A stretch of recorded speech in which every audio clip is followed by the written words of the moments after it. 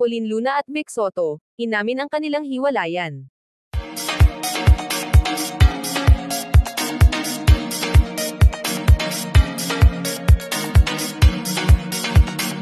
Inamin na nina Pauline Luna at Vic Soto na hiwalay na nga sila matapos ang ilang buwang espekulasyon.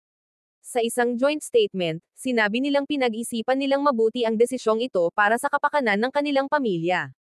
Ayon kay Pauline, hindi naging madali ang kanilang pinagdaanan ngunit nananatili ang respeto at pagmamahal bilang magulang. Pahayag naman ni Vic, wala siyang hinanakit at patuloy niyang susuportahan si Pauline bilang ina ng kanilang anak. Pareho nilang iginiit na walang third party na sangkot sa kanilang paghihiwalay. Sinabi rin nilang patuloy silang magkakaroon ng maayos na komunikasyon para sa pagpapalaki ng kanilang anak.